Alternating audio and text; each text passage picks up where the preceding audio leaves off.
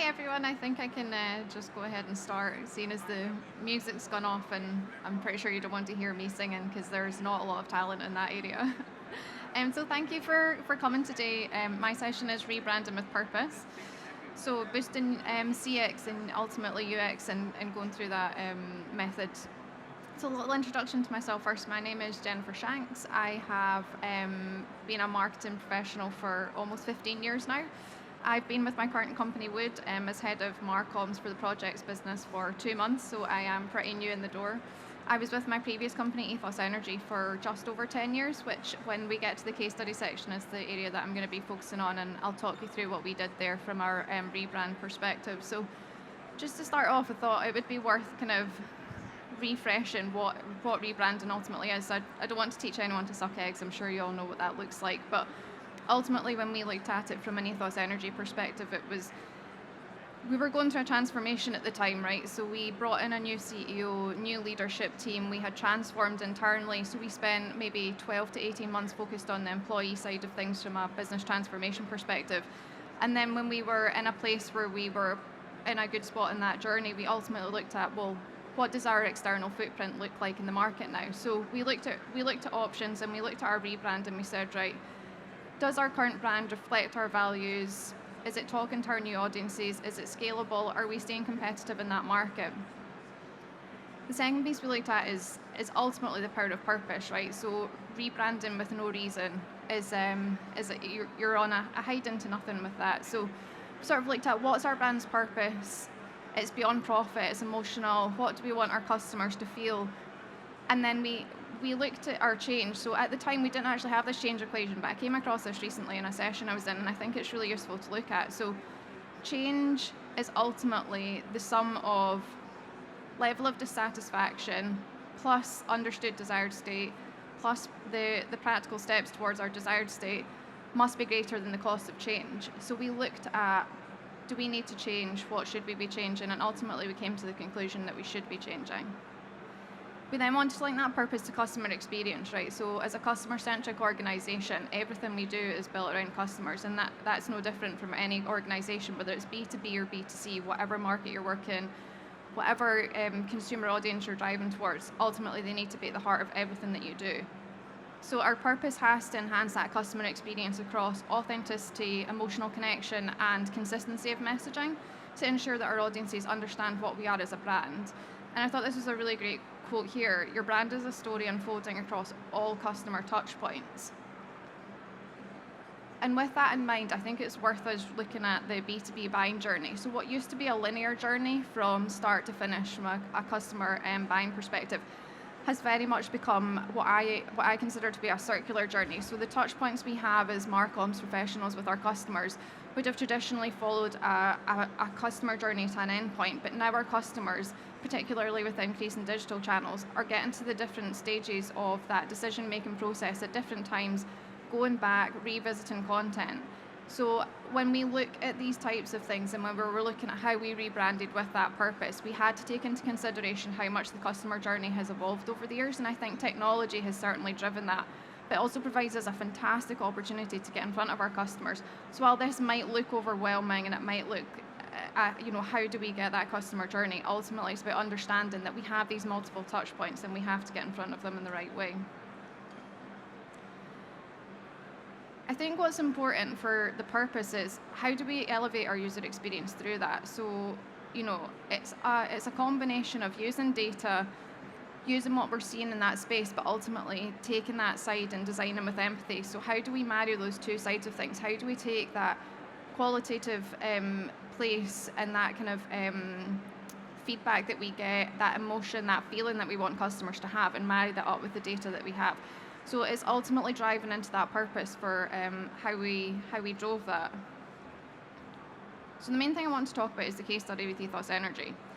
So as I touched on, the company was going through a transformation internally, and we got to the point where we realised that what we were saying internally did not match our presence and footprint in the market externally. We were talking to customers in a very disjointed way. They didn't understand what we were doing. I think internally there was a real disconnect in terms of the language that we were using. So there was a real big journey that we had to go on, and we knew that we had to make a success of this, and it had to marry up with what we were doing from an internal perspective. So the approach we took is we spent time on the upfront work in terms of how do we look at our stakeholders, how do we get that feedback. So the first thing we did is we looked internally. So we interviewed our business leaders, we interviewed our customer facing teams, we got that feedback, we understood what they were hearing in the market, what they were looking for, how they wanted us to go to market. We interviewed our board members and we had that feedback from that high level, that 1,000-foot level. We looked at the current state of where we were. We did a huge amount of research in terms of where we were in the market, where our competitors stood, what space we owned in the market. We were very lagging behind in terms of what we looked like and what we represented as a brand, and we saw the opportunity to not only come up to a par with our competitors, to actually push the boundaries of what that looked like in the space that we worked in. So we decided to ultimately rebuild our foundation, is what we called it. So we did a brand refresh. We overhauled our digital footprint, and we knew we needed to go and look at that messaging. So as part of this, we considered our external stakeholders, which, as I said, as a customer-centric organisation, and customers should be at the heart of everything that we do, we took a huge amount of time in terms of looking at that journey testing, gathering that customer feedback. We used Hotjar, which I'm sure many of you are familiar with, on our website to track those journeys, to see which touch points customers were going to, where we were ultimately losing them, how long they were spending on those pages, what were our kind of key hot areas that we knew that they were coming in, particularly in our digital channels, to look at. We didn't do this alone. We selected an external agency to support us with this. So the team at Ethos Energy continues to be pretty small, and it's geographically diverse in terms of the markets that the company works in. So we used an external agency to support us with that. And then we also evaluated our MarTech stack. So we looked at what we had, how we were using it, did it all talk to each other? So for example, we had Pardot and Salesforce, but we didn't have them linked up together. We didn't have it linked to the website, and we didn't track that end-to-end user journey. So we were using all of these touch points, but we didn't have a system that talked to each other, so we couldn't track those conversions as we were going through. So I think the key thing for me here is that we maybe didn't have the time to do that upfront research, but we took the time, we put a pause on what we were doing, we sold this to the executive team, we had their buy-in from an investment and a time perspective, and it ultimately allowed us to do that upfront work and really gather that data and information that ultimately drove our decision making from there on. Because I think to go to a brand refresh, right, and not look at this type of thing, you're almost finger in the wind, right? You don't have the information, you're not driving your decisions based on data, on facts. So we spent a lot of time looking at this. So for me, it was really important that we got that upfront approach sorted. So the solution we came to was refocus messaging. So we ultimately developed a house of messaging that was consistent across the business. So we had our top line value proposition for the organization, and then we were able to personalize that for each of the markets that we look at, each of the customers we talk to. And then also, given the geographical spread of the organization, we've been able to localize that messaging so that we can talk to those customers but retain that core key part of what the company is. We revitalized the brand and the visual identity. So we refreshed what the company looked like in terms of logo, visual identity. We introduced what we called our curve of potential. So everything you looked at had that identity that told the story of who Ethos was as an organization, where they were going in the future, and how that was scalable and talked to our customers. We revolutionized our digital touchpoints. So we overhauled our website. We took a pretty complicated brochure website and we really simplified it, and the big focus for us was how do we convert? So how do we keep customers on that website? How do we take them to that journey? How do we get them to that call to action place and get them to ultimately convert? And as part of that, and I touched on this in the previous slide, is we took the tech that we had, we married that up together, and we had each of our systems talk to each other. So we had an end-to-end experience from customers that was seamless, from the website right through to when the sales team got involved and had those conversations. They knew what that customer journey looked like. They knew what the customer had been interested in, and they were able to go in and have those value conversations straight away. So for me, if we do that upfront part properly and well, our sales teams can go straight in there and have those conversations and personalize what they're saying to customers, and they're not having to spend time explaining what the company is and what they do. So really it was about making sure that by the time it became an SQL, there was a chance to have those quality conversations. And like I said as well, we saw this as an opportunity to not only bring ourselves up to par with our peers, but to really push the boundaries in a space that, if I'm being honest, is quite traditional. So Ethos Energy, and the company I work for now, works in the energy space. Ethos Energy works across rotating equipment, so gas turbines, steam turbines, generators, transformers, which isn't the most exciting and isn't the sexiest of technologies out there.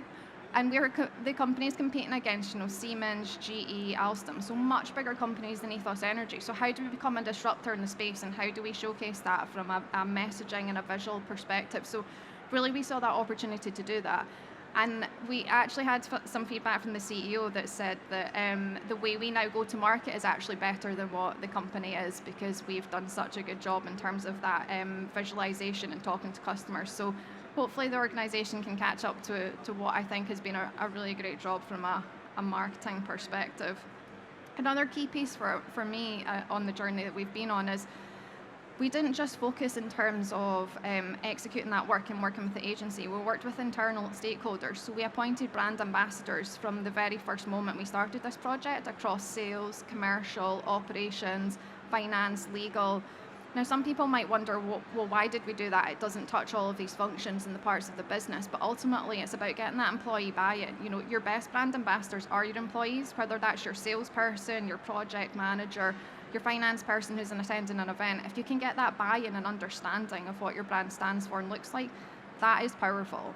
You can have 4,000, 10,000, 20,000, however many employees talking that language is way more powerful than anything you can put in front of a customer. So it was about driving that belief and buy-in from the business as well. Just a few key results I think it's always worth showing. So, this last column here, the website users increased over the course of 12 months by 20%.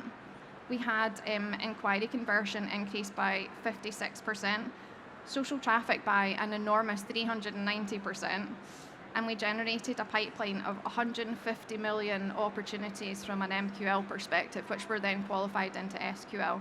So I think the numbers really speak for themselves in terms of we were able to not only execute this and drive it into the business, but there were tangible, measurable results over the space of 12 months that were absolutely phenomenal. I think the challenge for us then going into the year after that was, well, how do we maintain that momentum? It's easy when you've come from a place where you've maybe set a pretty low bar and you don't have a lot going on to make those changes and drive that. So ultimately it's about continuing to monitor, continuing to develop, and how do we keep that journey going. I won't read through all of these, you'll be pleased to hear, but it's just some anecdotal feedback, and I think my overriding message here is subjective feedback is just as important as data. Data's fantastic and it can drive our decisions, but a brand is emotional, right? We all need our people to feel something. We all need our customers to feel something, whether that's B2C or B2B. So I think it's really worth noting that getting that subjective feedback from various stakeholders is just as important as that data. So my last slide is key takeaways for rebranding with purpose. So understand your audience, that's absolutely crucial. Define a clear and meaningful purpose. Align your internal culture. Communicate authentically. Consistency is key. Your customers have to be fed up hearing the same thing. You want them to understand your message. Continuously evaluate and adjust. Don't do it and then leave it and move on. You have to keep going back to these things and do the simple things well. I think we're all in such a rush to do something complicated and something different that sometimes we forget to get that foundational piece right. Do it well and it'll stick with your customers so much more powerfully than doing something that is complicated, fancy, and sticks one time. So I think with that, I didn't want to take too much time of the presentation, but there's maybe time for Q&A. If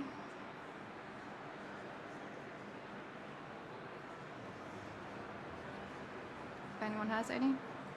Yeah. I don't know, there is a mic. Hello. Oh, okay. We're going through a rebrand at the moment, and I think one of the things, we're a board-backed business, and the subjective view, what would be your advice when you're having multiple different stakeholders with multiple different views? If you're combining that into one, how do you start to go in the right direction, and how do you cut through that? And I guess, how do you get out of a cyclical behaviour? Yeah, so I think look for the commonality. If there's something in there there's a common theme, or certainly the majority has a common theme, I think it's better to be able to build your case around that. I think another piece that we find useful is being able to show what competitors are doing in that space and what customers are doing in that space, so you can kind of cut through that noise and say, I hear the point, I hear what you're saying, but if you're too internally focused and your internal stakeholders have too loud of a voice, you end up talking to our customers in an internal fashion rather than what they want to hear. So I think an external view and being able to sell that into the business and the reasons why that's important is definitely key.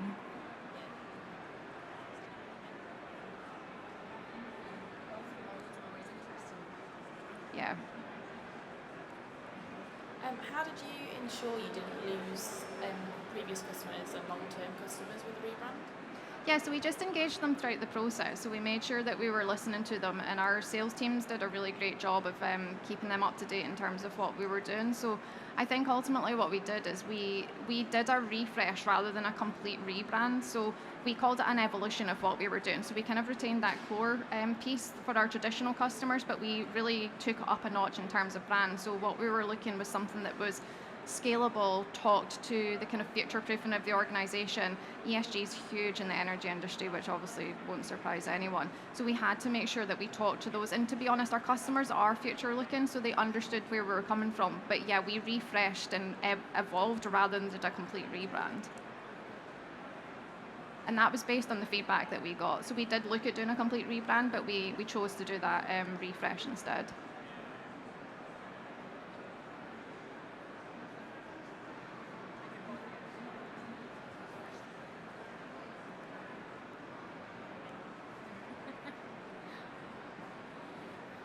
So with the rebrand, obviously there's a lot around content. How did you start to tie in branding behind that? Because we're working with a brand essence agency and we're now looking to get into a design partner.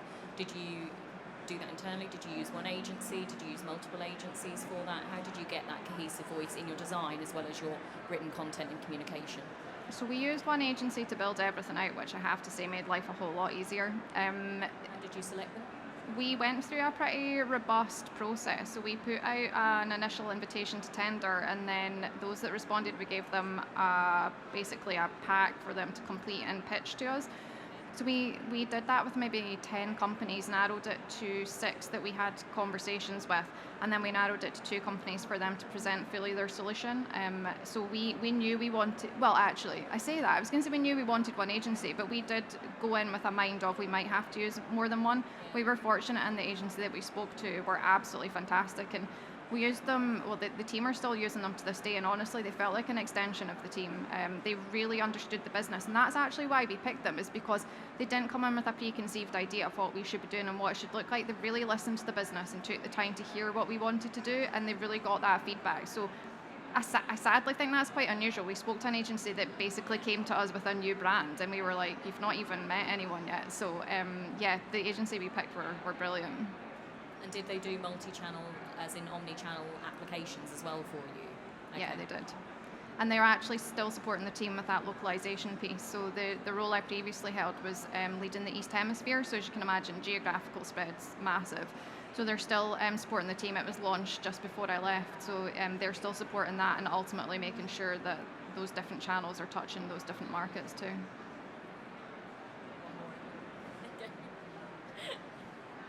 Hi there. Hi. We're going through a rebrand as well right now. I'd be keen to hear about what kind of tactical changes you made to the user journey after conducting all of the research and the workshops. Yeah, so if I'm being honest, we didn't have a user journey before we started this, so actually creating one was the first step on this. I think we had, we almost took the approach previously that we knew we needed things, but we just did it because we knew we needed them rather than actually looking at it. So to say we made changes to our user journey, I think it was probably a little unfair. We actually created one. So I guess from our perspective, it was just mapping out that end-to-end journey. What we had previously done was behaved in silos. So marketing did a bit, and then sales did a bit, and then commercial, and it was very siloed. So for us, there was a real big focus on smoothing out that transition from a customer perspective, so that whichever touch point they were at, they were getting that same experience. Got a follow-up question. So in terms of the measurement of success, did you maintain the same kind of marketing spend, and did you factor in that the cost of living crisis could have also driven demand and inquiries? So we didn't maintain the same spend. We actually got an increase in spend, which is probably unusual for Marcom's professionals. Certainly a lot of people I speak to struggle with that. So no, what we were able to do was kind of prove that ROI. So we were fortunate, our CEO, because she was quite new and she knew we needed to do that, she gave the upfront investment. So we had additional spend to do this particular project. But based on that, we were able to use that data and track the ROI of what we had done. So then going into the next budget cycle, we were able to prove that ROI. So I think it worked out for something like for every dollar spent on marketing, there was a $3 return. So we were able to take that method and say to the business, look, this is the ROI you're getting from us, we can take this up a notch. So we were able to increase that investment.